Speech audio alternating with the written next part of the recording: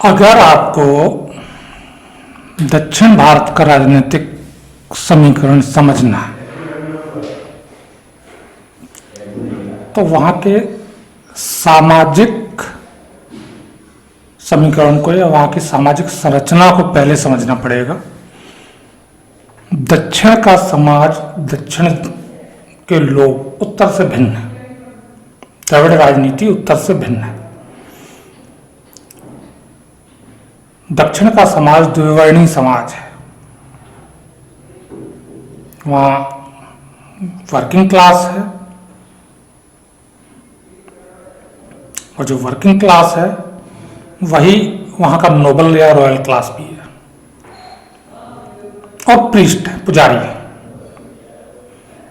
या समझें तो आप साधारण भाषा में समझें कि वहां पर क्षत्रिय और वैश्य वर्ण नहीं है। वहां पे जो आपको बनिए मिलेंगे, वहां जो वैश्य मिलेंगे वो उत्तर के मिलेंगे, उत्तर से जाके वहां बसे हुए। तो क्लासिफिकेशन द्रविड़ समाज का थोड़ा सा उत्तर से अलग है। राम राम, मेरा नाम अजय सिंह, स्वागत है आपका यूट्यूब चैनल पे।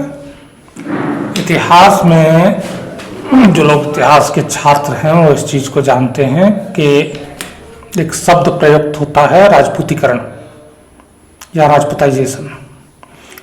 और ये जो प्रक्रिया करीब 800 साल की प्रक्रिया है इतिहास की, ये दक्षिण में नहीं रही, ये उत्तर में रही। तो दक्षिण में ये चीज नहीं हो पाई कि जिनके हाथ में सत्ताएं रहीं या जो सामंत रहे उन्होंने वर्किंग क्लास से खुद को कुछ ऊपर कर लिया हो, कुछ अलग कर लिया हो। करीब 350 साल से ज्यादा दक्षिण पर राज करने वाले कुरुवा आज भी वर्किंग क्लास में सामान्य लोग हैं। कर्नाटक में अगर आप जाएंगे तो उनकी पहचान आज भी रॉयल क्लास की जगह पशुपालकों वाली ही है। अब इसमें एक क्लास और अलग हो जाता है, एक थोड़ा सा उपवर्ग बन जाता है जो आदिवासी समाज, आदिवासी जातियां, वनवासी जातियां थीं और वो धीरे धीरे जो मुख्य समाज है उससे कनेक्ट हो गई। उनकी स्थिति जो उत्तर में दलित वाली है, कुछ कुछ वो है। ब्राह्मण बहुत छोटा वर्ग है दक्षिण में। जैसे तमिलियन ब्राह्मण अपने आप में बड़े शक्तिशाली रहे हैं भारत में, बड़ा बुद्धिजीवी वर्ग माना गया है और विज्ञान, प्रौद्योगिकी, संस्कृति, आपका राजनीति, हर चीज में बड़ा ही महत्वपूर्ण योगदान दिया है।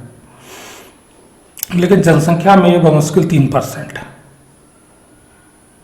कन्नड़ में करीब, कर्नाटक में करीब 7% पॉपुलेशन ब्राह्मण है। केरल में भी बहुत ज़्यादा फर्क नहीं है, 4 से 4.5% है। और जो महादलित, अगर मैं उत्तर की भाषा में बात करी जाए तो वो भी अलग अलग राज्यों में यही स्थिति है। केरल में करीब 8% है, तमिलनाडु में कुल जमा 12% है। तो इनके बीच में जो राजनीतिक ताना बाना है दक्षिण का वो चलता है। सिंपली आंध्रा या सबसे बड़ा, भारत की दूसरा सबसे बड़ा जो जाति वर्ग माना जाता है कप्पा समुदाय, तो वर्किंग भी हैं और किसान भी हैं, पशुपालक भी हैं ये, और उसके साथ ही रॉयल क्लास भी है, नोबल भी है। रेड्डी वगैरह इसी कप्पा वर्ग में आ जाते हैं। सिमिलरली आप लिंगायत, वोकालिंगा की बात करें तो ये जातियां नहीं है, समुदाय है। लिंगायत में दर्जन भर से ऊपर समूह हैं, जिसमें लिंगायत SC भी होता है, लिंगायत OBC भी होता है, लिंगायत जनरल भी होता है। और इनके बीच में जो रिलेशन है वो हर तरह से चलते हैं। केरल में नायर रॉयल क्लास भी है, नायर वर्किंग क्लास भी है।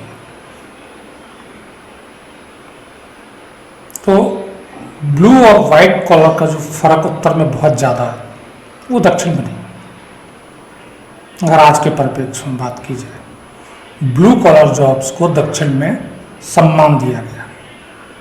ये सांस्कृतिक तौर पर जो डिफरेंस है उत्तर और दक्षिण का, एक बड़ी चीज़ ये भी है वहाँ पे। दक्षिण अभी तक, अगर मैं वर्तमान तक बात करूं, तो भारतीय जनता पार्टी के लिए थोड़ा कठिन राज्य रहा है। तमिलनाडु में लीडर है, कैडर नहीं है। केरला में कैडर बहुत अच्छा है तो लीडर नहीं है। आंध्र प्रदेश में कैडर भी नहीं है, लीडर भी नहीं है, जो सहयोगी दल है उनके सहारे हैं। तेलंगाना में लीडर और कैडर दोनों हैं लेकिन सफलता नहीं मिल रही। ले लेके बचता है कर्नाटक, जहाँ पे लीडर और कैडर दोनों हैं और मजबूत है। यहाँ कमी ये है कि यहाँ सत्ता पास नहीं है। वोट इनके पास है, मजबूत है, लेकिन सत्ता साथ में नहीं। तो इन स्थितियों में दक्षिण भारत में 2024 के रण में उतर रही है भाजपा। तो कुल जमा तमिलनाडु में है 39 सीट, और जो डीएमके है, द्रविड़ मुनेत्र कड़गम, उनके पास जो बेस वोट है वो अन्ना द्रमुक के कमजोर पड़ने के बाद से पहले भी था, अभी जो है वो सबसे ज़्यादा स्थिर वोट उनके पास है। मुस्लिम, ईसाई और दलित तीनों को मिलाकर के 30-31% वोट उनका कोर वोट है, जो उनके पास से हिलता नहीं है। हर हाल में उन्हें वोट देगा। और इसी तरह से जो थोड़ा सा खेतिहर समाज है तमिलनाडु का, वो कभी AIADMK का मजबूत वोट हुआ करता था, 27 से 28%। तमिलनाडु की सबसे बड़ी दिक्कत ये है कि यहाँ पे जो अस्थिर वोट है, जो कभी इस पार कभी उस पार रहता है, वो शायद भारत में सबसे ज़्यादा है। अगर आप चुनाव के पैटर्न को स्टडी करेंगे तो 20% तक वोट एक चुनाव से दूसरे चुनाव तक इस पार्टी से उस पार्टी की तरफ मुड़ जाता है। सामान्यतः ऐसा है नहीं। कर्नाटक में अगर आप जाएंगे तो महज 0.5% वोट से भी कम वोट बीजेपी से किसका सरकार बदल गई। बीजेपी सिर्फ 0.5% वोट खो के बीजेपी ने सरकार गंवा दी वहाँ पे। लेकिन तमिलनाडु में ये 20% होता है, और जहाँ इतना ज़्यादा वोट इधर से उधर शिफ्ट होता है, वहाँ कभी भी राजनीति में कुछ भी हो सकता है। वहाँ चमत्कारों की संभावनाएं हमेशा प्रबल रहती हैं। बिल्कुल ये हो सकता है कि सारे अनुमान धरे रह जाएं और वहाँ पे कोई नया विकल्प एकदम से उभर के सामने आ जाए जिसका किसी को कोई अनुमान ना हो। लेकिन चमत्कार होने के बाद ही पता चलते, होने से पहले चमत्कारों की कोई उम्मीद या कोई अनुमान नहीं लगा सकते। वर्तमान में 39 में से करीब 20 सीटें, आधे के करीब, ऐसी हैं जो सीधी सीधी डीएमके या इंडी गठबंधन के पक्ष में है, और यहाँ 50% से ऊपर वोट इंडी गठबंधन के पास है। तो कमज़ोर पड़ा जो अन्ना द्रमुक है और बीजेपी का नया गठजोड़ है जो वर्तमान में उन्होंने तैयार किया है, इसके लिए संभावना इन 20 सीटों पर बड़ी ही कमज़ोर और मरियल सी है। उम्मीद नहीं लग रही कि यहाँ ये किसी तरह का संघर्ष भी दिखा पाएंगे। अब बाकी बची 19 सीटों की अगर बात की जाए तो कुछ जगह हैं जहाँ पे डीएमके का जो विरोधी वोट है वो एकजुट हुआ है। अब ये कहीं बिखरी हुई AIADMK के साथ हुआ है, तो कहीं पे नए वाले गठबंधन के साथ हुआ है, भाजपा प्लस के साथ। तो इन सब बातों को इवेलुएट करके अगर सीटों का एक अनुमान लगाएं तमिलनाडु में। बहुत कठिन चीज़ है तमिलनाडु को प्रिडिक्ट करना वर्तमान की स्थिति में, लेकिन फिर भी जो अपना डाटा एनालाइज किया है उसके आधार पर अगर मैं अपने अनुमान कहूँ तो आरंभिक अनुमान ये है कि जो इंडी गठबंधन है वो 26 से 28 तक सीटें लेने जा रहा है और 5 से 7 सीटें भाजपा प्लस और लगभग इतनी ही सीटें AIADMK प्लस को मिलेंगी। ये आज के तमिलनाडु की स्थिति है। आंध्र प्रदेश बीजेपी के पास अपना कुछ है नहीं इस स्टेट में, सब कुछ चंद्रबाबू नायडू पर निर्भर है यहाँ। और नायडू साहब से गठबंधन के बाद जो मिल रहा है वो ब्याज है। वाईएसआर कांग्रेस के खिलाफ में वोट है एक, दूसरा जो एक जब राष्ट्रीय चुनाव होता है तो प्रधानमंत्री की इमेज का इम्पैक्ट होता ही होता है, वो भी है। कुल मिला के 25 सीटें हैं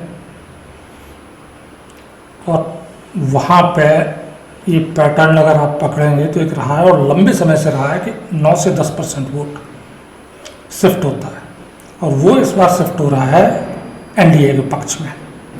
और इन सब बातों को अगर एक साथ जोड़ के और जो वर्तमान का आंध्रा का माहौल है, वहाँ के मित्रों से बात हुई,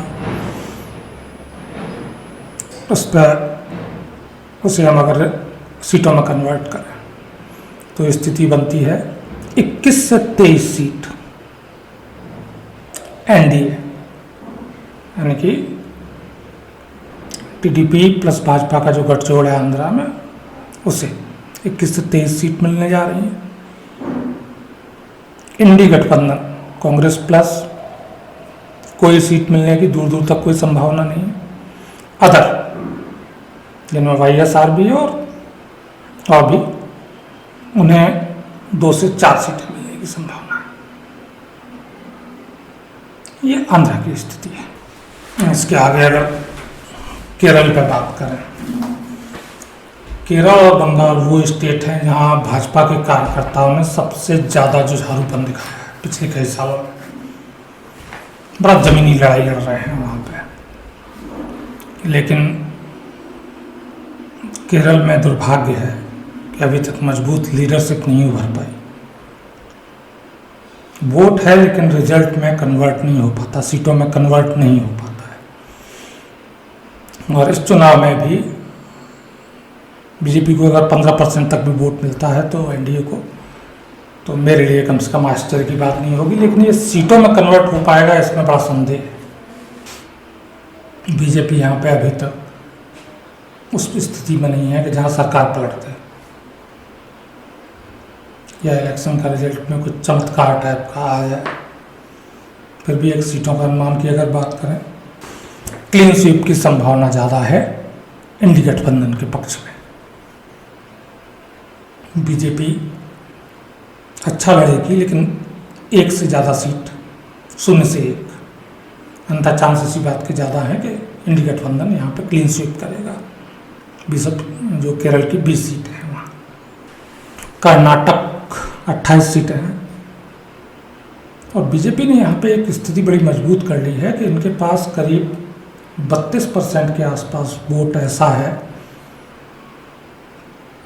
जो स्थिर है, जो इधर उधर नहीं होता, जो अपनी पार्टी के साथ रहता है, विचारधारा वाला वोट है, अपने लीडर के साथ रहता है। विधानसभा में बीजेपी जो हारी उसके पीछे वजह ये नहीं थी कि लोग भाजपा से नाराज थे, उनका वोट छिटका। वजह थी जेडीएस के वोट का कांग्रेस की तरफ बढ़ जाना। जेडीएस से जो करीब 4.5% वोट टूटा, उसने कांग्रेस को जीत दिलाई। लेकिन लोकसभा अलग है, बीजेपी का कोर वोट मजबूत है, जेडीएस साथ है। और स्थिति ये है कि कर्नाटक में वर्तमान में ज़्यादातर सीट वो है जहाँ पे भाजपा 50% प्लस वोट पे खड़ी है। मुझे कोई आश्चर्य नहीं होगा कि अगर एनडीए कर्नाटक में क्लीन स्वीप करता है और इंडी गठबंधन को कोई सीट नहीं मिलती, अनुमान है और आसार भी है, फिर भी अगर सीटों पर मैं उन्हीं सीटों की बात करता हूँ जहाँ पे लगभग स्पष्ट होती है स्थिति, और वो स्थिति ये है 25 से 27 सीट एनडीए भाजपा प्लस और 1 से 3 सीट अधिकतम। अगर परिणाम इंडी गठबंधन के पक्ष में थोड़ा सा झुका तो 1 से 3 सीट ये ले सकते हैं। नहीं तो संभावना सबसे ज़्यादा यहाँ क्लीन स्वीप की है भाजपा के पक्ष में। तेलंगाना में मामला थोड़ा पेचीदा है। यहाँ पे त्रिकोणीय मुकाबला है, बीआरएस, कांग्रेस, बीजेपी। जो मुस्लिम बहुल इलाका है वहाँ पे ओवैसी साहब का भी असर तो है ही, और इस यहाँ पे एक चीज हुई थी, विधानसभा चुनाव हुआ था तेलंगाना में, वहाँ बीजेपी का वोट लास्ट मोमेंट पे कांग्रेस की तरफ शिफ्ट हुआ था। उद्देश्य था बीआरएस को सत्ता से बाहर करना, और उसके बाद से बीआरएस के सत्ता में बाहर होने के बाद से बीआरएस का कैडर, बीआरएस के लीडर और बीआरएस का वोट बीजेपी की तरफ मुड़े हैं, और अच्छे खासे मुड़े हैं। ऐसे में पिछली बार से बीजेपी यहाँ पे फायदा उठाने जा रही है, लाभ में रहने जा रही है, ये तो कन्फर्म है। कितना लाभ मिलेगा त्रिकोणीय मुकाबले में, ये कई जगह पर तो आधा और 1% वोट पे तय होगा। इतना करीबी रहने वाला है तेलंगाना में मामला। फिर भी अगर सीटों के अनुमान की बात करी जाए तो एनडीए यानी भाजपा प्लस 5 से 7 सीटें यहाँ लेने जा रहा है न्यूनतम। मैं न्यूनतम शब्द लगाऊंगा 7 सीटों के लिए भी। इंडी गठबंधन यानी कि कांग्रेस प्लस यहाँ 7 से 9 सीटें तक ले सकते हैं, और बीआरएस प्लस जो है वो 3 से 5 सीटें मिल सकती हैं। अब यहाँ पे एक चीज़ और भी है, क्योंकि मामले बहुत करीबी हैं, तो ये हो सकता है कि जो बीआरएस के हिस्से की सीटें हैं बीजेपी की तरफ आ सकती हैं, तो बीजेपी की संख्या हो सकता है यहाँ पे इंडी गठबंधन से ऊपर निकल जाए, संभावना है। डिपेंड करेगा कि बीआरएस से कितनी वोट शिफ्ट होती है बीजेपी की तरफ। तो ये कहानी है दक्षिण की 129 सीटों की। अभी इसमें पांडिचेरी, अंडमान और लक्षद्वीप को मैंने नहीं जोड़ा। इन पर बात जब केंद्र शासित प्रदेशों की सीटों पर करेंगे तब देखेंगे। और 129 सीटों का एक अगर ओवरऑल बात की जाए तो बड़ा ही कांटे का मामला बनता है। यहाँ पे 2 स्टेट इंडी गठबंधन के पक्ष में है, एक में कड़ा मुकाबला है त्रिकोणीय, और 2 स्टेट स्पष्ट रूप से भाजपा के खाते में जा रहे हैं। ऐसे में 56 से 65 तक सीट बीजेपी प्लस या एनडी लेने जा रहा है दक्षिण से, और 53 से 60 सीट इंडी गठबंधन या कांग्रेस प्लस के पक्ष में जाने की संभावना है। बाकी अदर दक्षिण लगभग बराबर पर छूटने वाला है। सरकार उत्तर तय करने जा रहा है। एक बार फिर से राम राम।